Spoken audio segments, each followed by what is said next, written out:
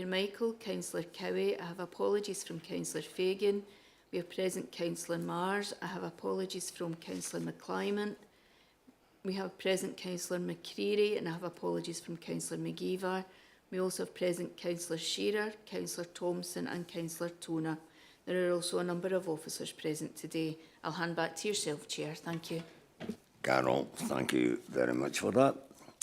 So we'll go to item 1 on the agenda. Any declarations of interest? None? No. Okay, thank you. Item 2, minutes of the previous meetings, pages 5 to 8. Agree the minutes? Any comments? Nothing? Okay, agreed. Okay, thank you. Item 3.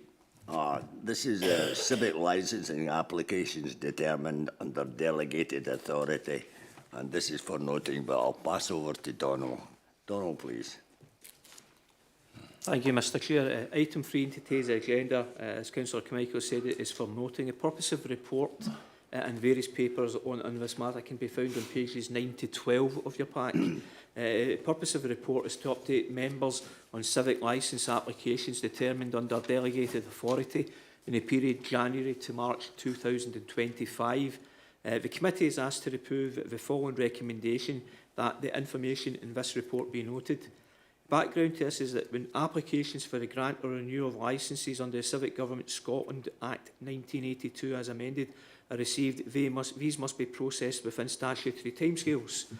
Delegated authority has been given to determine various types of civic licensing applications through the Council's scheme of delegation, including in respect of the following activities: taxi and private hire car licences, street trader licences, public entertainment licences, including temporary public entertainment licences, metal dealer licences, second-hand car dealer licences, public charitable collections permissions, registrations of societies and lotteries, late hours catering licences, Cinemas Act and Theatre Act licensing, and tattooing and skin piercing licences. Given the volume of such applications determined by officers under delegated authority, it is considered helpful to provide a quarterly report to the committee to give a brief overview of that activity. As the committee will be aware, the delegated authority is limited and certain applications still require to come to the committee for determination. For instance, where there are certain objections or there is a representation from Police Scotland depending upon the nature of the application in question.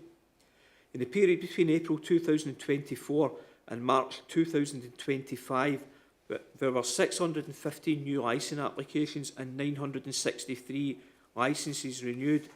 As at the 31st of March 2025, there were 4,824 licences, as detailed in the appendix to the report, in operation. Details of the public register of applications made and the licences issued under the Licensing Scotland Act 2005, the Civic Government Scotland Act 1982 as amended, and the miscellaneous licence, which shows a summary of the current licences and applications, is available on the Council's website. The present position is that the details of new grant and renewal applications determined under delegated authority between January and March 2025 are detailed at Appendix 1.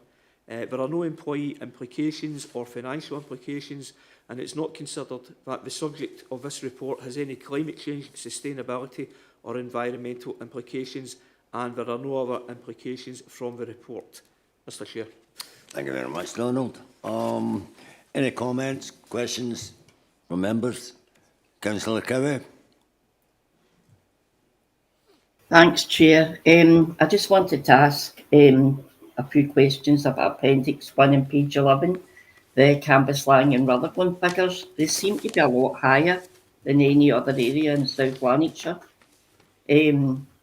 For the private hire car operator and private hire car driver figures, is this because we're seeing a lot of applications coming from maybe Glasgow, because Glasgow are a lot dearer and they're not taking as many applications as South Lanarkshire?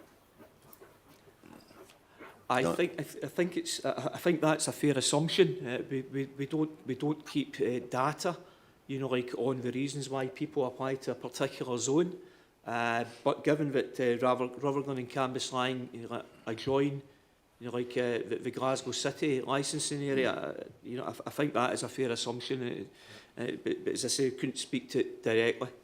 Yeah, I think just to add to what Donald said, you're obviously all aware that we're LSO licensing standard officers work very closely with the licensing standard officers in the Glasgow area, right? And they do quite often some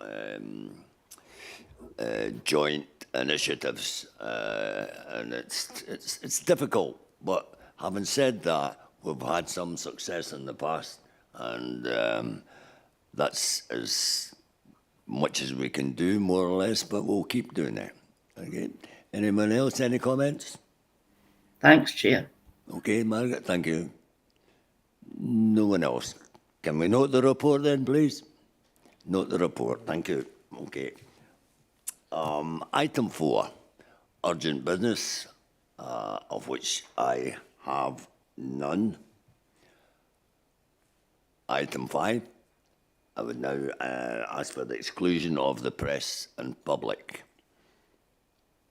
I can confirm that that is the case. Okay, thank you.